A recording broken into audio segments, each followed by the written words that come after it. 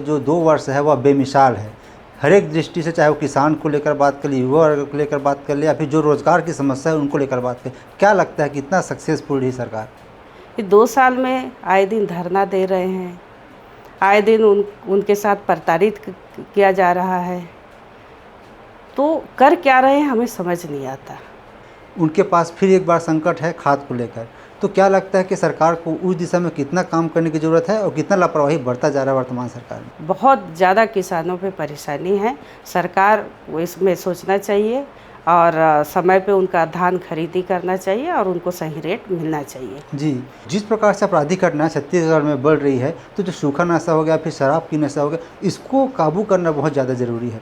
विजय शर्मा इसके लिए कितने जिम्मेदार है, कितने उपयोगी है, क्या लगता है आपको? इस तरह के अपराध आए दिन बढ़ते जा रहे हैं, उसके साथ साथ पूरे छत्तीसगढ़ पहले जैसे नहीं रहा। छत्तीसगढ़ हमेशा शांति का टापू माना जाता था। जो वर्तमान सरकार है बीच में बिचौलिए का काम कर रही है, ऐसा आरोप लग रहा है। नक्सलवादी को ख़त्म करो, नक्सल को, और जो उद्योगपति उनको ला के वहाँ विस्थापित करो। क्या सच्चाई है इस बात में? आरोप वाली बात नहीं है, कहीं ना कहीं हमें सच्चाई दिख रहा है कि नक्सलों के आड़ पे, नक्सलों के नाम पे बड़े बड़े उद्योगपतियों को बिठाला जा रहा है। तो क्या जो प्रदेश में जो मुखिया है, जो एक मंत्रिमंडल है, वो अपने हिसाब से निर्णय नहीं ले पा रहे हैं, काम नहीं कर पा रहे हैं? क्या वो रिमोट कंट्रोल बनकर बैठे हुए? आपको भी यही लगता है? देखो, रिमोट कंट्रोल तो है, पूरा दिल्ली से चल रहा है, छत्तीसगढ़ में तो सरकार नाम की चीज़ नहीं है।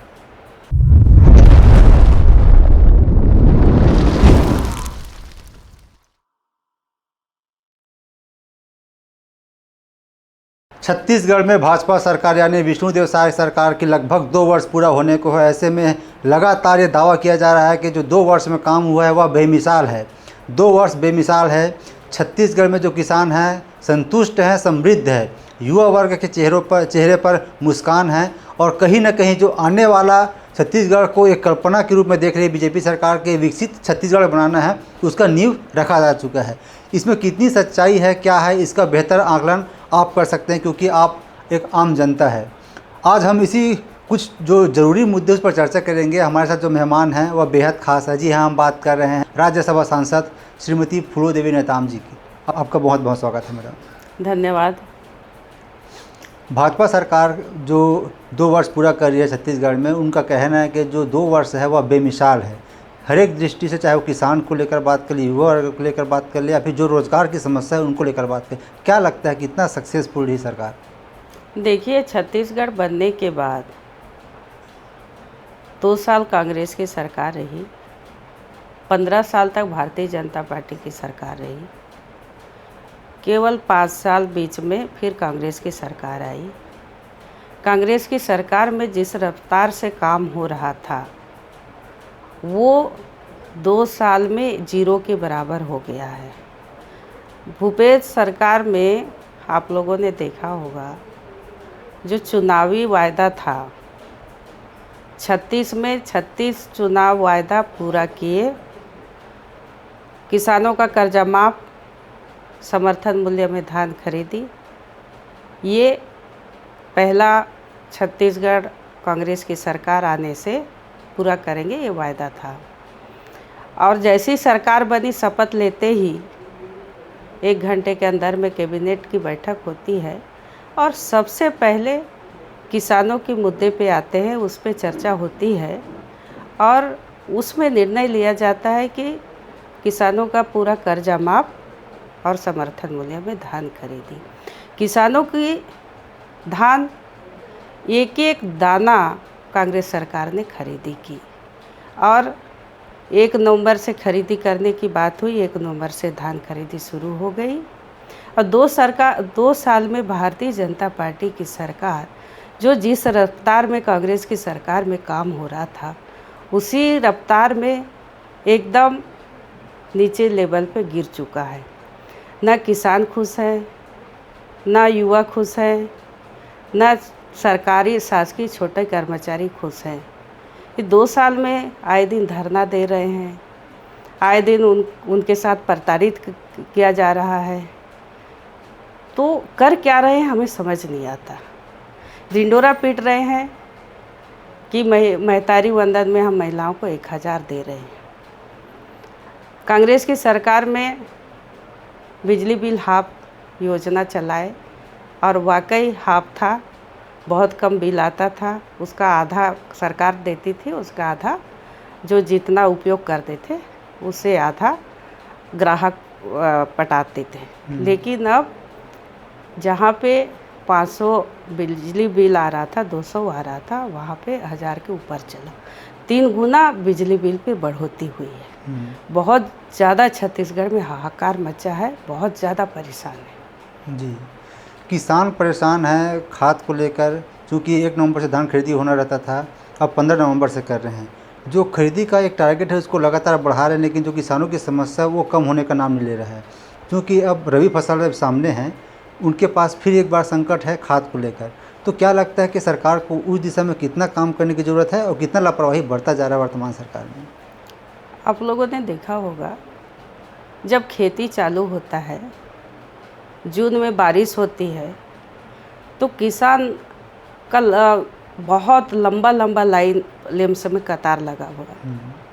और जहाँ पे समय पे ना इनको खाद मिला, ना बीज मिला, किसान यहाँ वहाँ भटकने लगे। कोचों के माध्यम से प्राइवेट दुकानों में उठा रहे थे खाद, ये मैंने देखा है। जो रेट है उसके 3 गुना अधिक दाम पे किसान खाद खरीदी की, बीज खरीदी की, तो किसान कहाँ से खुश हैं? अब 1 नवंबर को खरीदने वाला धान अब वो 15 नवंबर को कर दिया। अब किसान तो चारों तरफ से परेशान है। अब सबका धान पकने जा रहा है और मौसम भी साथ नहीं दे रहा है। धान काटेंगे और कहाँ रखेंगे? ये 15 नवंबर को सरकार घोषणा की, हमें तो भरोसा नहीं है कि ये 15 नवंबर से शुरू करेगा।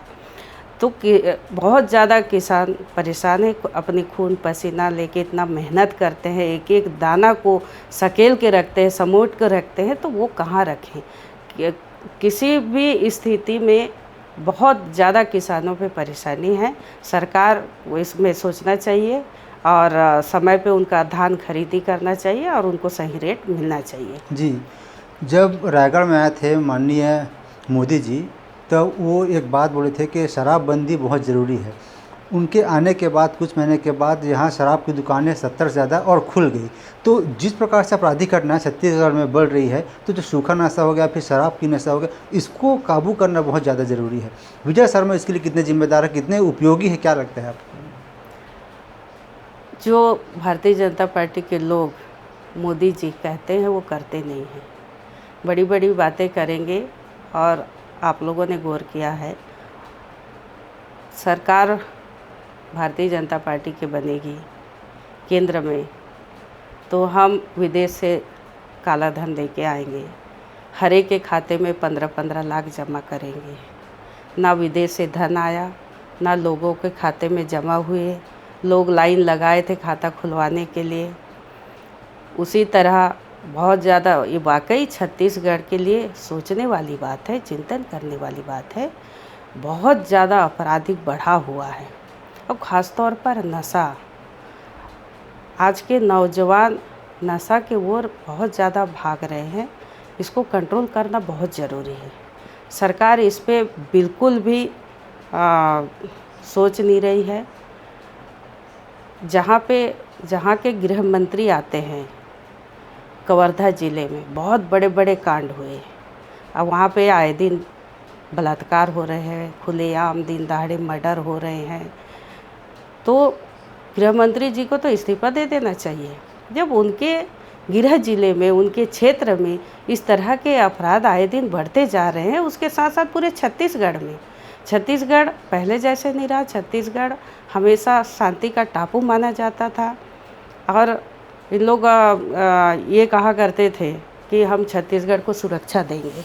तो हम पूछना चाहते हैं, कहाँ छत्तीसगढ़ के लोग, कहाँ महिलाएं, कहाँ मजदूर, कहाँ किसान, कौन सुरक्षित है? छत्तीसगढ़ में कोई भी सुरक्षित नहीं है। जिस तरह से आए दिन अपराध बढ़ते जा रहा है, महिलाओं के लिए भय सा बना हुआ है। आए दिन छोटे छोटे बच्चियों के साथ बलात्कार हो रहे हैं, अपराध बढ़ गए हैं। वो आप जब भी न्यूज़ सुनने के लिए बैठो तो हमेशा दारू पी के माँ बाप को मारा गया, सास ससुर को मारा गया, चाचा चाची को मारा गया। इस तरह के जो परिवार में भी बहुत सारी घटनाएं हो रहे हैं। रायगढ़, बिलासपुर, रायपुर, कवर्धा, ये बहुत सारे ऐसे ज़िले हैं जहाँ पे हमेशा हर रोज़ एक ना एक घटनाएं सुनने को मिलता है। जी। तो बहुत ज़्यादा छत्तीसगढ़ अपराध का गढ़ बना हुआ है और भारतीय जनता पार्टी की सरकार है छत्तीसगढ़ में और कुंभकर्णी की नींद सोए रहती है। कांग्रेस ने हमेशा यहाँ के लोगों के हित के लिए, किसानों के हित के लिए धरना प्रदर्शन, आंदोलन, लड़ाई लड़ते रहती है और उनके साथ खड़ा है। उसके बावजूद भी सरकार बिल्कुल भी इस पे निरंकुश नहीं है। बहुत ज़्यादा आए दिन अपराध बढ़ रहे हैं, इसमें बहुत ही चिंताजनक बात है। नक्सल को ख़त्म करने का टारगेट बना के रखे हैं 2026 तक। इसी बीच एक बात निकल कर सामने आ रही है, नक्सलवादी को अगर ख़त्म करना था तो इससे पहले भी ख़त्म किया जा सकता था। अभी इसलिए किया जा रहा है क्योंकि जो बड़े बड़े उद्योगपति हैं उनको वहाँ ला के बसाना है। क्या जो वर्तमान सरकार है बीच में बिचौलिए का काम कर रही है? ऐसा आरोप लग रहा है। नक्सलवादी को ख़त्म करो, नक्सल को, और जो उद्योगपति उनको ला के वहाँ विस्थापित करो। क्या सच्चाई है इस बात में? आरोप वाली बात नहीं है, कहीं ना कहीं हमें सच्चाई दिख रहा है कि नक्सलों के आड़ पे, नक्सलों के नाम पे बड़े बड़े उद्योगपतियों को बिठाला जा रहा है। बस्तर के जल, जंगल, पहाड़ी को बड़े बड़े उद्योगपतियों को दिया जा रहा है। ये नक्सलियों का नाम ले रहे हैं, नक्सलियों को ख़त्म करेंगे, अच्छी बात है, ख़त्म हो। बस्तर पहले शांति का टापू था, उसी तरह बस्तर में शांति बना रहे, लेकिन इनका मेन उद्देश्य है कि वहाँ पे जल जंगल को बड़े बड़े उद्योगपतियों को बेचने का काम कर रहे हैं। जी, अमित जोगी जो जेसीसी पार्टी के प्रदेश अध्यक्ष हैं, उनका ये आरोप है कि जो वर्तमान में कैबिनेट मंत्री या जो मुख्यमंत्री हैं उनको चलाया जा रहा है गुजरात में जो 2-3 उद्योगपति बैठे हैं उनके द्वारा। तो क्या जो प्रदेश में जो मुखिया है, जो एक मंत्रिमंडल है, वो अपने हिसाब से निर्णय नहीं ले पा रहे हैं, काम नहीं कर पा रहे हैं? क्या वो रिमोट कंट्रोल बनकर बैठे हुए? आपको भी ये लगता है? देखो, रिमोट कंट्रोल तो है, पूरा दिल्ली से चल रहा है। छत्तीसगढ़ में तो सरकार नाम की चीज़ नहीं है। बालेश्वर साहू कांग्रेस के विधायक हैं जयपुर से, तो उनका ये सीधा कहना है कि सबसे जो घटिया मंत्री है मंत्रिमंडल में वो है ओपी चौधरी जी। पैसा जब देने की बारी आती है तो जो विपक्ष के हैं उनको गिन कर देते हैं, जब अपने पार्टी की बात आती है तो खुले हाथ लुटाते हैं। क्या लगता है कि इस प्रकार का भेदभाव किया जा रहा है? देखिए, उनके पार्टी वाले ही बोल रहे हैं। उनके जो विधायक हैं, उनके सांसद खुद बोल रहे हैं कि उन्होंने वायदा किया था कि पढ़े लिखे बेरोजगारों को नौकरी देंगे, और बृजभवन अग्रवाल जी ने 30,000 पढ़े लिखे बेरोजगारों को नौकरी के लिए प्रस्ताव भी भेजा था, और वो खुद मिनिस्टर थे, तब उनका एक योजना था, तो उसको तो पूरा नहीं कर पा रहे हैं। उनके खुद के पार्टी के नेताओं की बात नहीं सुनी जा रही है, तो आम आदमी के क्या सुनेंगे? महतारी वंदन योजना का जो लाभ जिनको मिल रहा था महिलाओं को, अब उनसे भी आवाज़ उठने लग गई है कि इसका दूसरा फेज़ शुरू करेंगे, बोल रहे थे बीजेपी वाले, लेकिन उसका दूसरा फेज़ तो शुरू हुआ नहीं है। लेकिन जो जिन महिलाओं को इसका लाभ मिल रहा था, अब बहुत सारी महिलाएं ऐसे हैं जिनको उनका लाभ, उनको उनके खाते में पैसा नहीं आ रहा है। तो क्या ये छलावा है महिलाओं के साथ? भारतीय जनता पार्टी का नेचर है, पहले तो खूब प्रलोभन दो, सबका नाम जोड़ो, सरकार में बैठने के बाद, कुर्सी में बैठने के बाद छटाई करो और सबका नाम काटो, कुछ ही लोग बचेंगे उनको दो। तो ये जब 15 साल पहले इनकी सरकार थी तो चुनाव हुआ था, तो हर घर के महिलाओं के नाम पे राशन कार्ड का बांटने का चालू किया। उसके बाद सरकार में आने के बाद छटाई शुरू हुई, काटने की बातें की। तो ये कोई नई बात नहीं है। फिर से महतारी वंदन आया, चुनाव लड़े, जीत गए, सरकार आ गई, कुर्सी पे बैठ गए, तो फिर काटने का काम शुरू है और कट रहा है। अब बहुत सारे महिलाओं को महतारी वंदन के तहत उनको लाभ नहीं दिया जा रहा है, और कुछ ऐसे भी केसेस आए जो यहाँ के रहने वाले नहीं हैं, उनको भी महतारी वंदन के तहत लाभ दिया गया, जो बस्तर क्षेत्र में बीच में आप ही लोग के न्यूज़ चैनल के माध्यम से हमको जानकारी मिली थी। जी। तो इस तरह के भी इनके करतूत आए हैं सामने में। कांग्रेस के जो शीर्ष नेतृत्व है उनको कहीं ना कहीं टारगेट किया जा रहा है, ऐसा आरोप लग रहा है। चाहे हम भूपेश बघेल जी की बात कर ले, देवेंद्र यादव जी की बात कर ले, या फिर भूपेश बघेल के उनके बेटे की बात कर ले। और बीच में एक ऑडियो वायरल हुआ था पामगढ़ के जो विधायक हैं उनके ऊपर कि वो डिमांड करे कि मुझे 5 लाख चाहिए, 10 लाख चाहिए, 2 लाख चाहिए करके। तो ये क्या ये जानी समझी या फिर सोचे समझी साजिश है? ये बिल्कुल साजिश है, साजिश के तहत काम हो रहा है, दबाव में काम कर रहे हैं और इनका नेचर ही है। कांग्रेस हम कभी भी बदले की भावना से काम नहीं करती। यह पूरी राजनीतिकरण है, यहाँ फंसाओ, वहाँ दबाव डालो, ऐसे करो वैसे करो। जब उनके पार्टी में शामिल हो जाएंगे, होते हैं ना, कई केस ऐसे आए हैं सामने, जैसे यूपी है, असम है, बिहार है। जब उनके पार्टी में शामिल होते हैं, वॉशिंग मशीन में चले जाते हैं तो धुल जाते हैं, कुछ नहीं होती। उसके पहले तो उनको खूब दबाव डाला जा रहा है, जेल में ठूसा जा रहा है, भेजा जा रहा है। इस तरह का काम भारतीय जनता पार्टी करती है। एक बार और फिर इसमें हमारे कांग्रेस के जो लीडर हैं वो डरने वाले नहीं हैं, किसी प्रकार के दबाव में आने वाले नहीं हैं। जिस तरह से भूपेश बघेल जी ने दहाड़ के बोलते हैं और सच्चाई को बोलते हैं, सामने रखते हैं, तो उनको इस कदर दबाने का कोशिश कर रहे हैं, इस कदर प्रताड़ित करने का कोशिश कर रहे हैं, लेकिन वो घबराने वालों में से नहीं है। जी, एक बार फिर से राहुल गांधी जी ईवीएम को लेकर मुखर हुए हैं। लगातार जो उनके पास सबूत है, प्रूफ है, उनको मीडिया के सामने ला रहे हैं, बता रहे हैं कि चुनाव आयोग कितना बड़ा हेरफेर कर रहे हैं, बीजेपी जीत रही है, तो इसके पीछे क्या कारण है। इस बार हाइड्रोजन बम की बात कर रहे हैं कि इस बार ऐसा सबूत लाऊंगा जो पूरा खोल के रख देगा सिस्टम को। क्या लगता है कि बिहार चुनाव से पहले ये सब ठीक है? क्योंकि अभी ठीक चुनाव है, आयोग वो आइटम बम खोले हैं, अब हाइड्रोजन बम निश्चित तौर पर फूटेगा। जिस तरह से पूरी मीडिया के सामने 1.5-2 घंटे तक एक एक चीज़ की जानकारी दी, निश्चित तौर पर वोट चोरी हुई है। वोट चोरी करके इन्होंने सत्ता में बैठे हैं। जनता चाहती है कांग्रेस की सत्ता, जनता कांग्रेस को वोट देती है। और ये कहाँ से इनकी सरकार बन जाती है, ये वोट चोरी करके ही बनते हैं। और इस बात को भारतीय जनता पार्टी के मुख्यमंत्री जो गुप्ता है, यहाँ की मुख्यमंत्री दिल्ली की, उन्होंने स्वीकारा है, उन्होंने इंटरव्यू में कहा है वोट चोरी होती है और वोट चोरी किए हैं। वोट चोरी करके इन लोग सत्ता में बैठते हैं। निश्चित तौर पर अब देश की जनता जान चुकी है, यहाँ तक कि बच्चा बोलने लगा है कि वोट चोर, गद्दी छोड़। जी, जो 3 वर्ष बचा है छत्तीसगढ़ में प्रदेश सरकार की, भाजपा सरकार की, किस दिशा में आगे बढ़ रही है? क्या जो एक विकसित छत्तीसगढ़ का नींव हम लोग रख चुके हैं, ऐसा बीजेपी का कहना है, उस दिशा में आगे बढ़ रही है?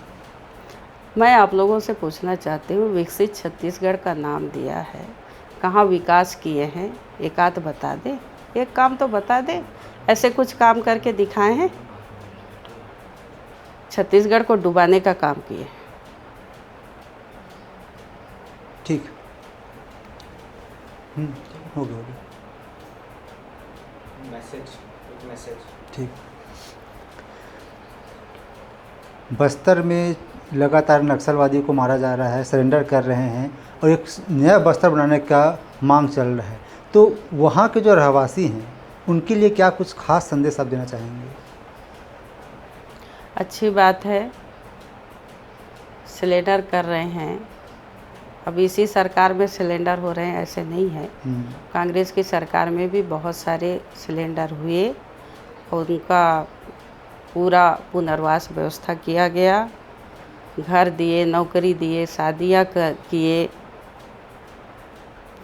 उस स्थिति में मैं तो यही कहूँगी कि अपील करूँगी कि यदि गलत रास्ते में गए हैं उन लोग वापस आएँ, मुख्य धारा पे जुड़ें।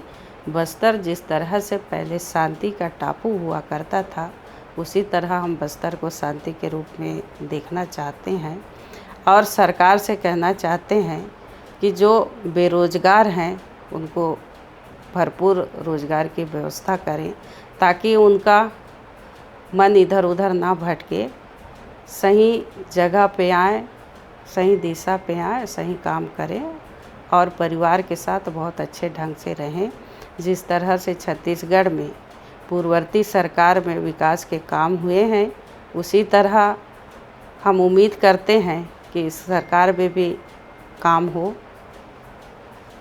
आर्थिक दृष्टिकोण से सब गरीब लोगों के लिए व्यवस्था हो, रोजगार मिले, काम मिले। अभी की स्थिति में हाहाकार मचा है कि पंचायतों में एक भी काम नहीं है। नए नए चुन के आए हैं, काम के लिए भटक रहे हैं। छत्तीसगढ़ में किसी प्रकार की कोई कमी नहीं है, भरपूर राजस्व है, उसके माध्यम से बहुत अच्छा काम किया जा सकता है। लेकिन चुने हुए जनप्रतिनिधियों का भी मान सम्मान नहीं है। आज ही मेरे पास 50 करीब सरपंच लोग आए थे मिलने के लिए और कह रहे थे कि जब से हम लोग चुन के आए हैं एक भी गांव में काम नहीं है। पहले विभिन्न प्रकार की योजनाएं हुआ करते थे, उसके माध्यम से छोटा छोटा काम, गली का निर्माण है, छोटा पुल पुलिया है, जो पंचायतों के ज़रूरतमंद कार्य हुआ करते थे वो बिल्कुल ठप पड़ा हुआ है, बिल्कुल भी कुछ भी काम नहीं हुआ। तो इस तरह के छोटा छोटा जो छोटे गांव स्तर के काम है वो काम होते रहना चाहिए, ताकि वहाँ के लोगों को रोज़गार मिले, काम मिले और अच्छे से रह सकें।